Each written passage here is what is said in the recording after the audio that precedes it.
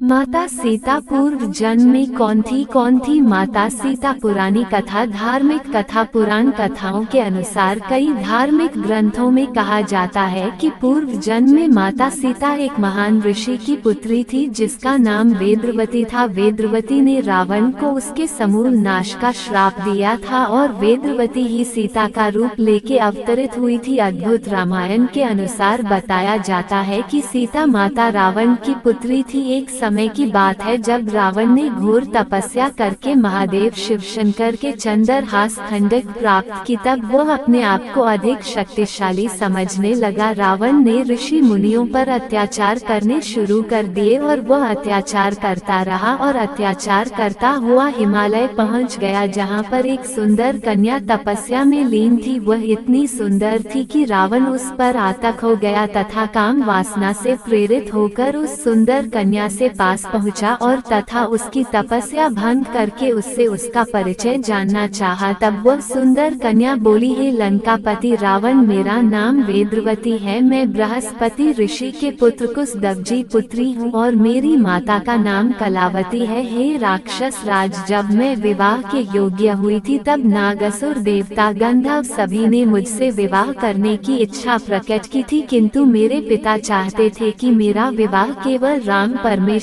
भगवान अनंत से हो, और इसलिए एक बार किसी राक्षस ने मेरे पिताजी का वध कर दिया और मेरी माता श्री भी मेरे पिताश्री के चिता के साथ सती हो गई। मैं अपनी पिता की इच्छा के लिए हुए श्री भगवान विष्णु की तपस्या कर रही हूँ, किंतु मैंने अपने तपोबल के कारण तुम्हारी गलती भावना को जान लिया। तब रावण ने कहा, हे सुंदरी, मैं त्रिलोक विजेता रावण हूँ, मेरे समानती को तीनों लोकों में कोई भी नहीं है, तुम मेरी रानी बन जाओ। इतना कह कि रावण ने उस सुंदरी को अपने पास खींचना चाहा और हाथ पकड़ लिया। रावण के इस दुष्कर से उस सुंदरी को क्रोध आ गया। उसने रावण को श्राप दे दिया और कहा, तुमने मुझे मेरी इच्छा के विरुद्ध अपनी गलत भावना के कारण मेरे शरीर का स्पर्श किया है। मैं तुम्हें श्राप देती हूँ कि तुम्हारे और तुम्हारे संपूर्ण राक्षस कुल का अंत का कारण तुम्हारी पुत्री अर्थात मैं बनूंगी। इतना कहकर वह तपस्वी सुंदर कन्या धरती में समा गई। इसके बाद कई वर्ष गुजर गए। रावण इस बात को भूल गया। एक बार देवासुर संग्राम चल रहा था। राक्षस और देवताओं में युद्ध हो रहा था। राक्षस ऋषि मुनियों पर अत्याचार कर रहे थे, यज्ञ हवन नहीं होने पा रहे थे। इस प्रकार से रावण एक बार दंडकारण्य वन में तपस्या कर रहे थे। ऋषि मुनियों के आश्रम में पहुंचा, जहां पर श्रेष्ठ ऋषि मुनि गृहस्थ थे जो लक्ष्मी माँ को पुत्री रूप में पाने के लिए हर दिन मनोचा के साथ उसके अंग भाग में एक कलश में दूध की कुछ बूंदे डालते थे। रावण ने उस आश्रम के सभी ऋषि मुनियों को मारकर उनका रक्त उस कलश में भर लिया तथा लंका आ गया। उसने ये कलश रानी मोदी को किसी गुप्त स्थान पर रखने के लिए दे दिया और कहा, इसमें जहर है, और रानी ममोद को किसी गुप्त स्थान पर रखने के लिए दे दिया और काश में विषय तथा समय किसी पर्वत पर चला गया। रानी ममोद रावण के अत्याचार से परेशान हो गई, इसलिए उसने विष समझकर कलश का द्रव्य पी लिया, किंतु उसकी मृत्यु के बदले उसके गर्भ धारण कर लिया, जिससे ममोद परेशान हो गई और इस रहस्य का किसी को पता नहीं चल पाए। इसलिए उसने गर्भ के जीव दरिया को एक कलश में भरकर बहुत दूर राजा जनक के राज्य भूमि में गड़वा दिया। तब राजा जनक ने अकाल से परेशान होकर यह करवाया तथा धरती पर हल चलाया और उनका हल धरती पर गड़ गया और वहां पर खुदाई की गई। तब धरती में से एक संदूक निकला जिसमें एक छोटी सुंदर कन्या था। राजा जनक ने उसे अपनी पुत्री के रूप में अपना लिया और उसका नाम सीता रखा। और दोस्तों, आपको कहानी कैसी लगी? लाइक करें, सब्सक्राइब करें और आने वाली वीडियो की नोटिफिकेशन आपको मिलती रहेगी। जयमन के मरने की खबर सुनकर क्यों हंसने लगी उनकी पत्नी उर्मिला? दोस्तों, रामायण में आपने श्री राम और सीता जी के बारे में कई ऐसी बातें सुनी होगी जिसे जानकर आप हैरान हो जाएंगे, लेकिन आज हम आपको लक्ष्मण और उसकी पत्नी उर्मिला के बारे में ऐसी बातें बताएंगे जिसे जानकर आप चौंक जाएंगे। दरअसल कहा जाता है कि जब हनुमान जी लक्ष्मण जी के लिए संजीवनी लेकर वापस आ रहे थे तब रास्ते में उनकी मुलाकात भरत जी से हुई। उन्होंने भरत जी को बताया कि लक्ष्मण के प्राण संकट में है, जिसे सुनकर भरत जी के पैरों तले जमीन खिसक गई, लेकिन जब हनुमान जी ने यह बात उर्मिला को बताई तो वह जोर जोर से हंसने लगी। अब आप सोच रहे होंगी कि जिसके पति के प्राण संकट में है वो कभी भी मृत्यु को प्यारे हो सकते हैं। उनकी पत्नी इस तरह हंस रही है। आपको बता दें, आपकी तरह ये बात हनुमान जी भी सोचकर परेशान होने लगी। आखिर में जब उनसे नहीं रहा गया तो उन्होंने देवी उर्मिला से पूछ ही लिया, माता मैंने आपको इतनी दुख भरी खबर सुनाई है, लेकिन आप परेशान होने की बजाय हंस रही है। तब देवी उर्मिला ने उनसे कहा, हनुमान जी आपने बताया है कि मेरे पति श्री राम की गोद में मुर्जी लेटे हैं, अब तो त्रिलोकपति श्री हरि की गद में लेटा हो, भला उसके प्राणों पर संकट कैसे आ सकता है, जिनकी रक्षा के लिए समय महादेव के रुद्र अवतार संजीवनी ले जाने जा रहे हो, ऐसे में मुझे मेरे पति की मृत्यु खबर कैसे परेशान कर सकती है। जब पूरी सृष्टि ही उनके इशारों पर चलती हो तो आपके संजीवनी ले जाने से पहले सूर्य देव कैसे निकल सकते हैं। आप चाहे तो यहाँ कुछ देर आराम कर सकते हो, क्योंकि मुझे पूरा विश्वास है मेरे पति का न सिर्फ मृत्यु को हराए बल्कि दुष्ट मेघनाथ का वध भी करेंगे। यह बात सुनकर हनुमान जी चौंक गए। उन्होंने देवी उर्मिला के त्याग, स्नेह और अखंड पतिव्रत को प्रणाम किया और फिर लक्ष्मण जी को बचाने संजीवनी लेने निकल गए। अब आपको उर्मिला के पति प्रेम से जुड़ी एक और रोचक बात बताते हैं। मान्यता है कि जब लक्ष्मण जी प्रभु श्री राम और माता सीता के साथ वनवास जा रहे थे तब उन्होंने उर्मिला से एक वचन लिया। वचन ये था कि चाहे परिस्थितियाँ कितनी विपरीत क्यों ना हो, चाहे तो संकट आ जाए, आप रोएंगी नहीं। अब आप सोच रहे होंगे कि लक्ष्मण जी ने उनसे यह वचन क्यों मांगा। लक्ष्मण जी का कहना था कि अगर आप विकट परिस्थितियों में रोए तो आप कमजोर पड़ जाएंगी, ऐसे में माँ और परिवार का ध्यान कैसे रख पाएंगी। आप जानते हैं, अपने पति को दिए इस वचन को निभाने के लिए उर्ने तब रोई जब लक्ष्मण जी की वनवास जी जा रहे थे, और न ही तब रोई जब अयोध्या के राजा दशरथ यानी उनके ससुर का स्वर्गवास हुआ था। यहाँ तक कि लक्ष्मण जी के मुर्जी होने की खबर सुनकर भी उनकी आंखों में एक आंसू नहीं आया था। इतना ही नहीं, लक्ष्मण जी ने अपना कर्म अच्छे से कर सके, इसलिए जब लक्ष्मण वनवास में रहे तब तक उर्मिला अयोध्या में सोती रही, यानी कि 14 साल तक उर्मिला अपने पति का साथ देने के लिए सोती रही। क्या आप इसके पीछे की वजह जानते हैं? दरअसल वनवास के पहले दिन श्री राम और सीता तो सो गए, लेकिन उनकी सेवा और रक्षा के लिए लक्ष्मण जी रात भर जागते रहे। ये देखकर निंद्र की देवी लक्ष्मण से मिलने आई और उन्होंने बताया कि वह जो कर रहे हैं वो प्रकृति के नियम के विरुद्ध है। इस पर लक्ष्मण जी ने उन्हें समझाया कि कहा है कि 14 साल तक के लिए उन्हें अकेला छोड़ दे, यानी कि 14 साल तक उन्हें नींद न आए ताकि वह अपने भैया और भाभी की सेवा कर पाए। इस पर निंद्र की देवी ने उन्हें बताया कि ऐसा नहीं हो सकता, ऐसा करना दृष्टि के नियम के खिलवाड़ करने जैसा होगा। लेकिन लक्ष्मण जी की सेवा भक्ति देखकर उनकी यह बात मान ली और उनसे कहा कि मैं 14 वर्षों तक आपके पास नहीं आऊंगी, लेकिन आपके हिस्से की नींद का भार किसी को उठाना पड़ेगा। पर लक्ष्मण जी ने कहा, अयोध्या में मेरी पत्नी उर्मिला कहती है कि आप उसे जाकर यह बात बताएं। नींद की देवी यह सारी घटना उर्मिला को बताई। तब उर्मिला ने उनसे कहा, अपने पति की नींद का भार मैं उठाऊंगी जब तक वह वनवास में रहेंगे, और यह नींद आप मुझे दे दीजिए। मैं अपना धर्म पत्नी धर्म निभाऊंगी, जिससे मेरे पति अपने छोटे भाई होने का धर्म अच्छे से निभा सके। इसलिए उर्मिला 14 साल तक सोती रही। आपको बता दें, उनके इसी तप के कारण लक्ष्मण जी मेघनाथ का वध कर पाए थे, क्योंकि मेघनाथ को केवल वही मार सकता था। और आपको कहानी कैसी लगी? लाइक करें, सब्सक्राइब करें और आने वाली वीडियो की नोटिफिकेशन आपको मिलती रहेगी। जय सिया राम। उनका प्यार देखकर लोग प्रेम में मगन हो गए और सब घोड़े हाथी रथों को छोड़कर उनमें उतर कर पैदल चलने लगे। तब श्री रामचंद्र जी की माता कौशल्या जी जी भरत जी के पास आकर उनको अपनी पालकी उनके नजदीक खड़ी करके कोमल वाणी से बोली, है बेटा, माता बलिया लेती है, तुम रथ पर चढ़ जाओ, नहीं तो सारा परिवार दुखी हो जाएगा। तुम्हारे पैदल चलने से सभी लोग पैदल चलेंगे, शौक के मारे सब दुबले हो रहे हैं, पैदल रास्ते के पैदल चलने के योग्य नहीं है। माता की आज्ञा को सिर चढ़ाकर वे उनके चरणों में सिर झुकाकर दोनों भाई रथ पर चढ़कर चलने लगे। पहले दिन तपस्या प्रवास मुकाम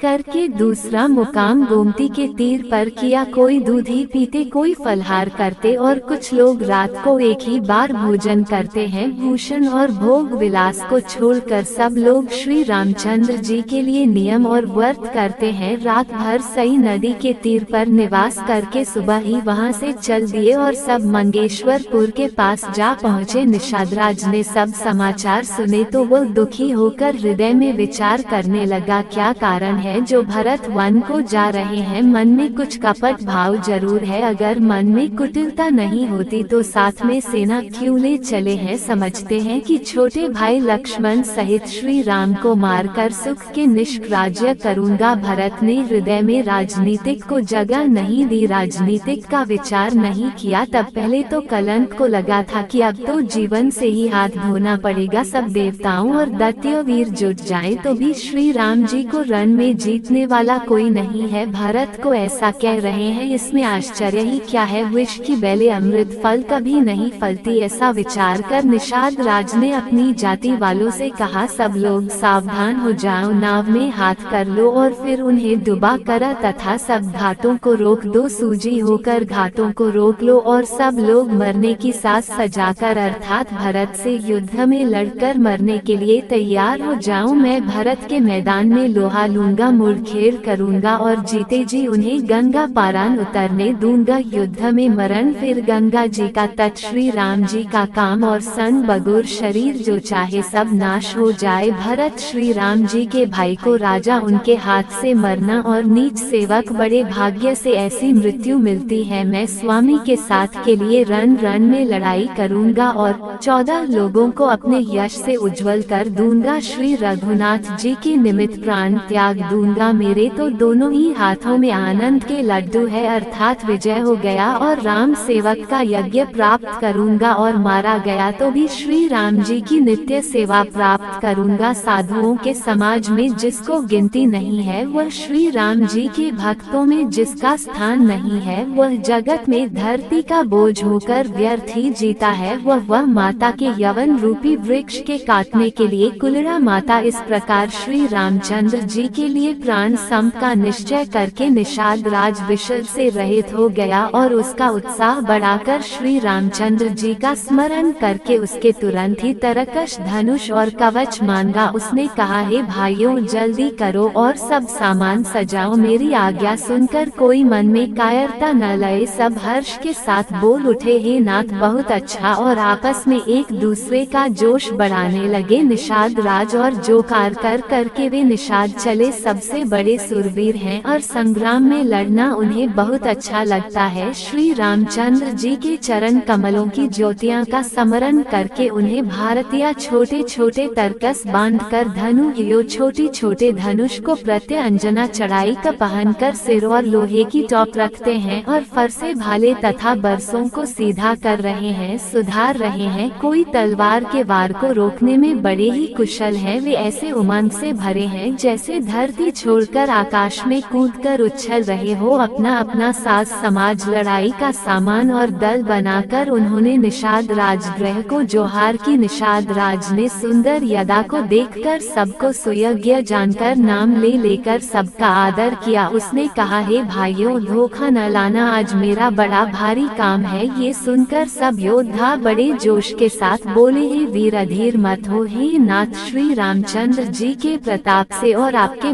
बल से हम लोग भरत की सेना को बिना वीर और बिना घोड़े के ही कर देंगे, एक एक वीर को एक एक घोड़े को मार देंगे, जीते जी पीछे पाँव न रखेंगे, पृथ्वी को रुस मसड़ी कर देंगे। निषाद राज ने वीरों का बढ़िया दल देखकर कहा, सुझाव लड़ाई का ढोल बजाओ। इतना कहते ही बाएं ओर छींक हुई सुकनी विचारने वालों का कहा कि खेत सुंदर है, जीत होगी। एक बुढ़ में शकुन विचार कर कहा, भरत से मिल लीजिए, उनमें लड़ाई नहीं होगी। भरत जी श्री रामचंद्र जी को मनाने जा रहे हैं, शकुन ऐसा कह रहा है कि विरोध नहीं। ये सुनकर निषाद राजगृह ने कहा, बुढ़ा ठीक कह रहा है, जल्दी बिना विचारे कोई काम करके बाद में मूर्ख लोग पछताते हैं। भरत जी का शील स्वभाव बिना समझे और बिना जाने युद्ध करने में हित की बहुत बड़ी हानि है। तम हे वीरों, तुम लोग इकट्ठे होकर सब घाटों को रोक लो, मैं जाकर भरत जी से मिलकर उनका भेद लेता हूँ। उनका भाव मित्र का है या शत्रु का है या उदासीन का है, ये जानकर तब आकर वैसा उसी के अनुसार प्रबंध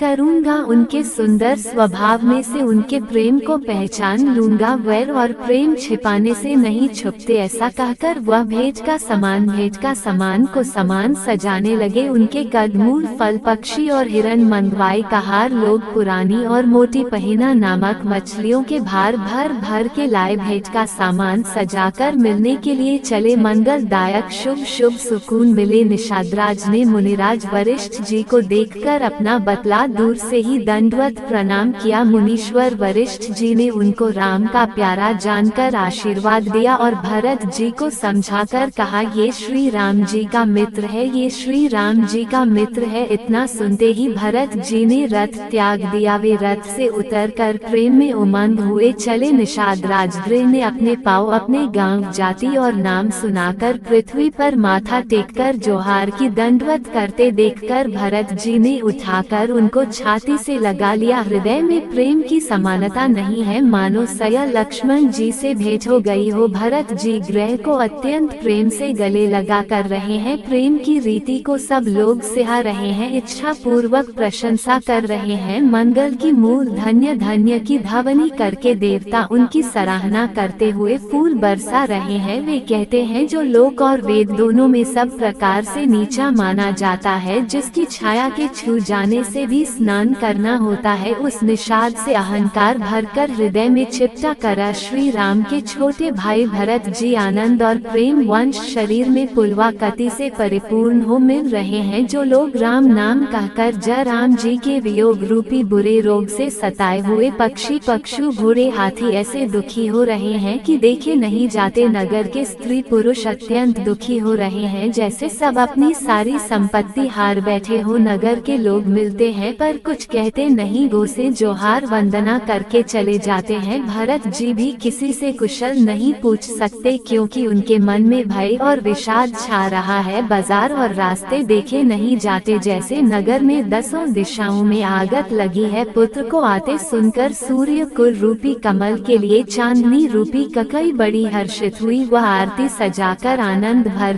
कर उठ दौड़ी और दरवाजे पर ही मिलकर भरत शत्रुघ्न को महल में ले आए। भरत ने सारे परिवार को दुखी देखा, जैसे कमलों के वन को पाला मार गया हो। एक कक्षी ही इस तरह हर्षित दिखती है, जैसे भीनी जंग में आग लगाकर आनंद में भर रही हो। पुत्र को सोच वंश और मन मार बहुत उदास देखकर वह पूछने लगी, हमारे नहर में कुशल तो है? भरत जी ने सब कुशल कह सुनाई, फिर अपने कुल की कुशल सेम पूछी। भरत जी ने कहा, को पिताजी कहाँ है? मेरी सब माताएं कहाँ है? ताजी और मेरे प्यारे भाई लक्ष्मण राम लक्ष्मण कहाँ है? उत्तर के स्नेहमय वचन सुनकर आंखों में कपट का जल भरकर पापनी का कई भरत के कानों में और मन में सूल के समान चुभने वाले वचन बोली, हे तात, मैंने सारी बात बना ली थी। बेचारी मंथरा सहायक हुई, पर विधाता के बीच में जरा सा काम बिगड़ गया, वह ये कि राजा देवलोक को पधार गए। भरत ये सुनते ही विषद के मारे विवश हो गए, जैसे सिंह की गर्जना सुनकर हाथी साथी सहम गया हो। वे तात मुस्कुराते हुए बहुत व्याकुल होकर जमीन पर गिर पड़े और विलाप करने लगे, हे तात, मैं आपको स्वर्ग के लिए चलते समय देख भी न सका, हाय आप मुझे श्री रामचंद्र जी को सौंप भी नहीं गए। फिर धीरज धरकर वे संभाल कर उठे और बोले, माता सीता के मरने का कारण तो बताओ, माता पिता के मरने का कारण तो बताओ। पुत्र का वचन सुनकर ककई कहने लगी, जैसे मरम स्थान को पाँचकर चाकू के चीर कर उसमें जहर भर रही हो। कुटिल और कठोर ककई ने अपनी सब करनी शुरू से अंत तक बड़े प्रस मन से सुनाई। राम जी की सेवा करते समय हनुमान जी चुटकी क्यों बजाते हैं? पिछले जन्म में कौन था रावण? रामायण की कहानी के अनुसार रावण का जन्म एक राक्षस कुल में हुआ था और बाद में वह सोने की लंका का राजा बना। लंकापति रावण को अपने ज्ञान और बल पर अहंकार था, यह अहंकार उसकी मौत का कारण बना। लेकिन रावण की मौत का कारण उसे पिछले जन्म में मिला श्राप था, जिसकी वजह से उसका जन्म राक्षस कुल में हुआ। धर्म शास्त्रों के अनुसार रावण और कुंभकर्ण दोनों पिछले जन्म में वैकुंठ लोक के द्वारपाल थे, जिनका नाम जय और विजय था। एक बार सनक नंदन सनातन और सनत कुमार नामक मुनि वैकुंठ लोक में श्री हरि के दर्शन करने पहुँचे, लेकिन जय और विजय द्वारपालों ने उन्हें वैकुंठ में प्रवेश करने से रोक दिया। उन्होंने मुनियों से कहा कि अभी श्री हरि के विश्राम का समय है, जिसे सुनकर मुनियों को क्रोध आया और उन्होंने जय विजय को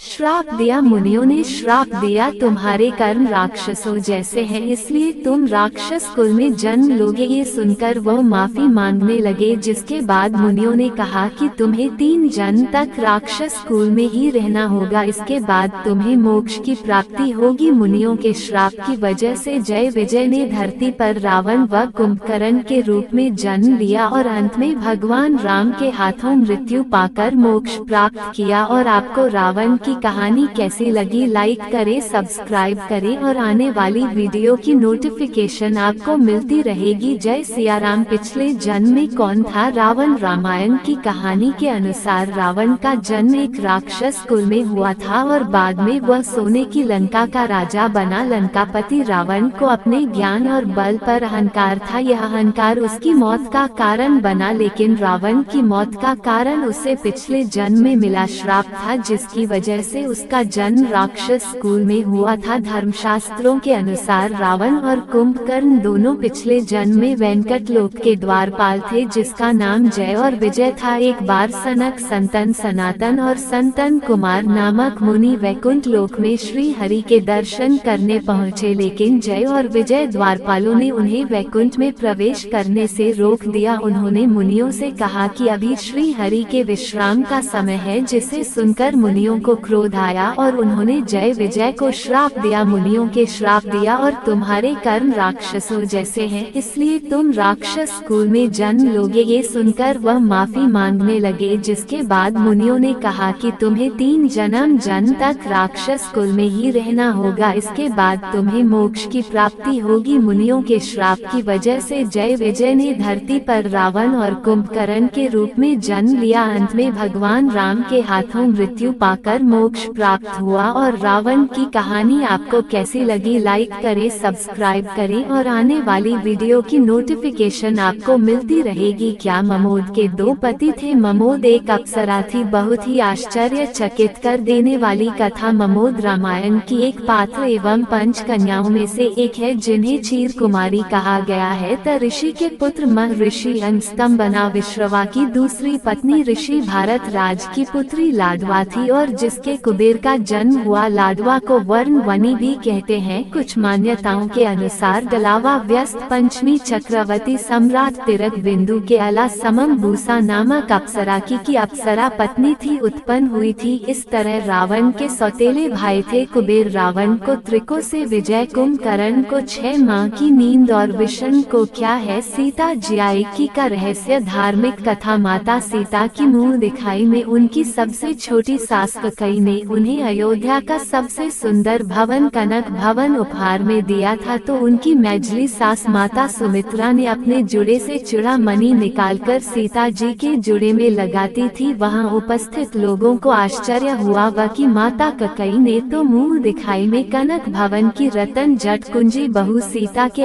आंचल में बांधती है, जबकि माता सुमित्रा ने तो केवल अपने जुड़े से निकालकर यह छोटी चूड़ामन जनक नंदिनी को उपहार में दे थी। ये तो बड़ी कृत कंजूस है। तब कुरुगल महर्षि वृष्टि जी ने उनकी उपस्थिति हो की चूड़ामणि की महिमा और इतिहास बताते हुए कहा कि चूड़ामणि जुड़े में लगाए जाने वाला वह आभूषण है जिसकी समानता केवल श्रीमंत नारायण के हृदय में शोभायान कौस्तुभमन ही कर सकती है। संसार के समस्त आभूषण मिलकर इस चौड़ामन की समानता नहीं कर सकते। कहाँ से आई है ये दिव्य चौड़ामन? देवताओं और दानवों द्वारा अमृत प्राप्ति के लिए गए समुद्र मंथन में एक करके 14 रतन लक्ष्मी कृपालवान महालक्ष्मी के प्रकट से पहले उन्हीं के समान रूप रंग वाली अपूर्ण सुंदरी रत्नकादी जो कि समुद्र नया थी प्रकट हुई। भगवान श्री हर्षण को देखते ही भगवान रत्नकांद्र अपना हृदय उन्हें समर्पित कर बैठी। तभी भगवान की नित्यन शक्ति शिरोदेत साक्षात महामाया लक्ष्मी जी प्रकट हो गई। उन्हें देखकर ऐसा जान पड़ता है मानो चमकती हुई बिजली प्रकट हो गई हो।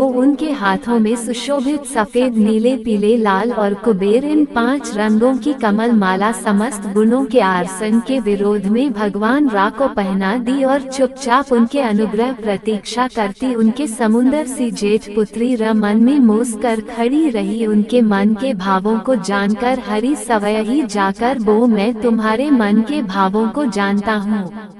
पृथ्वी का बाहर हरने के लिए जब जब अवतार धारण करूंगा तब तक मेरी सहार शक्ति के रूप में अवरत होगी। कलयुग के अंत की कल्प रूप में जब प्रकट होगा तब तुम्हें पूरी तरह से मनोकामना पूर्ति के लिए तप करो। तब रतनदारी नंदिनी ने अपने पिता द्वारा दी गई रतन जड़ी चूड़ामणि जिसे विश्वकर्मा ने बनाया था अपने जुड़े से निकालकर हरि को भेंट में कर दी और तप करने के लिए चली गई। भगवान श्री हरि ने चूड़ामणि के पास खड़े देवराज इंद्र को भेंट में दी क्योंकि वह उसे ललचाए दृष्टि से देख रहे थे। इंद्र ने वह चूड़ामन रमन केसों में सजा दी। देवराज इंद्र सस्त बहुत दुखी थे और उसे पराजित नहीं कर पा सके। उन्होंने संबसासुर ने युद्ध में महाराजा दशरथ से सहायता मांगी। महारानी कैकेयी ने अपने पिता से यहाँ सस्ता चलाना सीखा था और वे रथ को हाँकने की विद्या की। उसकी सहायता से महाराजा दशरथ ने संशय को परास्त कर दिया। देवराज इंद्र के आमंत्रण पर महारानी कैकेयी के साथ संदेह बढ़ गए। इस अवसर पर इंद्र ने महाराज दशरथ को सवल लोक में मंदानी जी के राजहंसों के राजपंट भेंट की और इंद्र ने चौड़ामणि महारानी कैकेयी को भेंट में देते हुए कहा कि जिस स्त्री के केसों में ये दिव्या चौड़ामणि रहेगी उसका सौभाग्य अखंड रहेगा। उसके पति के राज में अकाल और अतिवृष्टि जैसी आपदाएं नहीं आएंगी और कोई शत्रु उन्हें पराजित नहीं कर सकेगा। महारानी कैकेयी अयोध्या में आकर वह चूड़ामणि यह सोचकर सुमित्रा जी को दे दी थी कि वही मुझे तो महाराजा दशरथ और प्रजा का प्यार वैसे ही सबसे ज्यादा मिल रहा है। मजनी रानी सुमित्रा रात दिन परिवार की सुख सुविधा में लगी रहती है। हमारा सौभाग्य भी एक ही है, अतः इसकी असली करदार तो सुमित्रा ही है। प्रभु श्री राम की विवाह के बाद माँ जानकी की मुँह दिखाई की रस्म शुरू हुई। कृपा की मूर्ति महारानी सुमित्रा ने जब घूंघट की ओट से जनक दुलारी को और वास्त नव वधू को सौभाग्य का आशीर्वाद देते हुए उनके केसों में सजी चूड़ामन को निकालकर जानकी जी के जोड़े में सजा दी। वनवास के लिए जाते समय सीता जी ने काश साड़ी तो धारण कर ली, परंतु कुलगुरु वशिष्ठ और उनकी पत्नी और धरती के कहने पर आभूषणों को त्याग दिया। त्याग नहीं किया। रावण द्वारा हरण किए जाने पर वो पुष्प विमान से अपने आसनों को जगह जगह डालती रही। लंका पहुंचने तक केवल चूड़ामन ही उसके पास रही थी। चूड़ामन की महिमा जानने के कारण ही उन्होंने अपने शरीर पर अलग से नहीं किया। सीता जी की खोज में जब हनुमान जी अशोक वाटिका में जाकर श्री राम की मुद्रिका माँ जानकी को देते हुए कहते हैं कि मात मोती दीजिए कुछ छीना, जैसे रघुनायक मोहि दीना चूड़ामणि उतरी और देव हर्ष समेत पवन सुत ले, तब वही चूड़ामन सीता जी ने प्रभु श्री राम के लिए अपनी पहचान बताने के लिए हनुमान जी को दी थी। वह जानती थी कि जब तक ये चौड़ामणि प्रभु श्री राम के पास नहीं पहुँचेगी, लंका का विनाश और रावण की पराजय संभव रही होगी। अगर यह प्रसंग आपको पसंद आया है तो लाइक करें, सब्सक्राइब करें और आने वाली वीडियो की नोटिफिकेशन आपको मिलती रहेगी। क्या है सीता जी की चूड़ामणि का रहस्य? धार्मिक कथा। माता सीता की मूल दिखाई में उनकी सबसे छोटी सास कैकेयी ने उन्हें अयोध्या का सबसे सुंदर भवन कनक भवन उपहार में दिया था, तो उनकी मेजली सास माता सुमित्रा ने अपने जुड़े से चूड़ामणि निकालकर सीता जी के जुड़े में लगाती थी। वहां उपस्थित लोगों को आश्चर्य हुआ कि माता कैकेयी ने तो मूल दिखा में कनक भवन की रतन जट कुंजी बहू सीता के आंचल में बांधती है, जबकि माता सुमित्रा ने तो केवल अपने जुड़े से निकालकर यह छोटी चूड़ामणि जनक नंदिनी को उपहार में दत्त। ये तो बड़ी कपल कंजूस है। तब कुरुगल महर्षि वृष्टि जी ने उनकी उपस्थिति हों की चूड़ामणि की महिमा और इतिहास बताते हुए कहा कि चूड़ामणि जुड़े में लगाए जाने वाला वह आभूषण है जिसकी समानता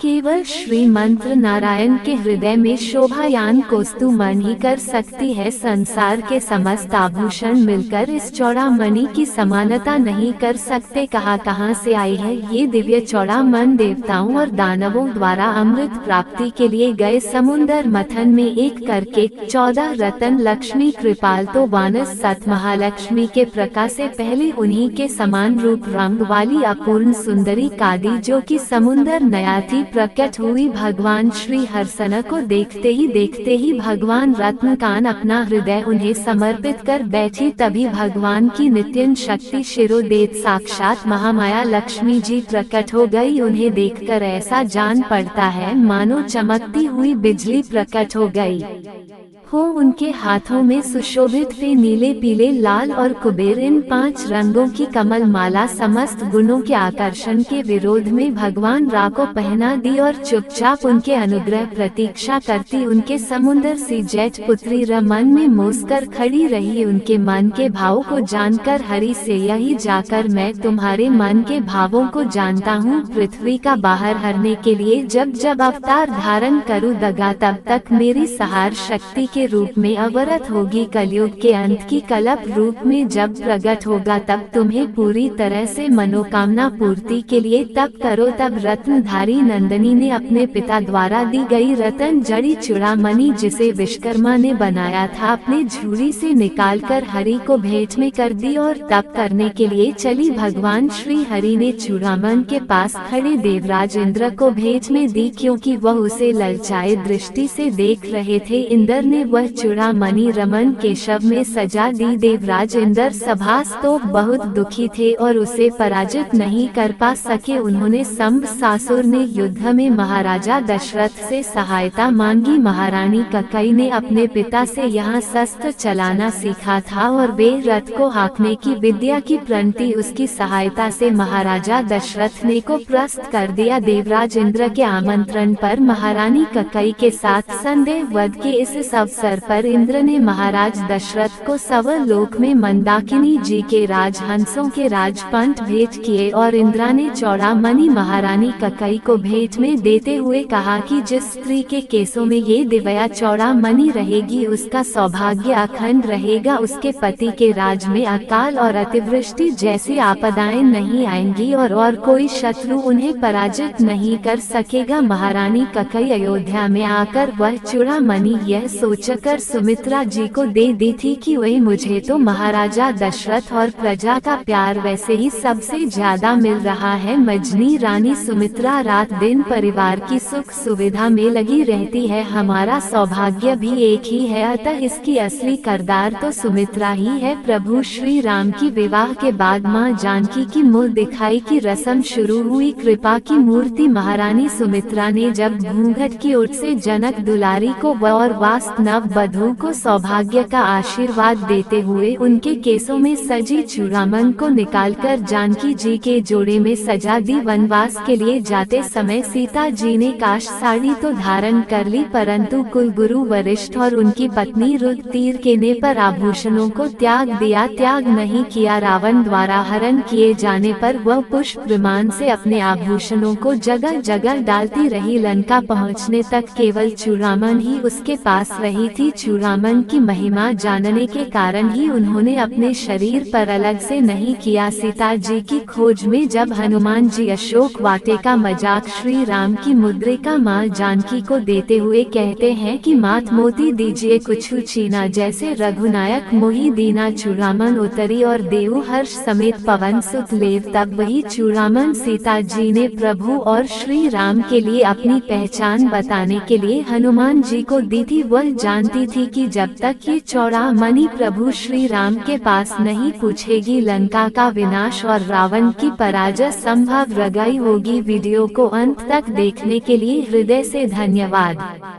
कृपया इस चैनल को सब्सक्राइब करना ना भूलें और वीडियो को शेयर लाइक करके अपने अमूल्य कमेंट भी करें, ताकि हम इसी तरह सनातन संस्कृति का प्रसार करते रहें। जय श्री राम।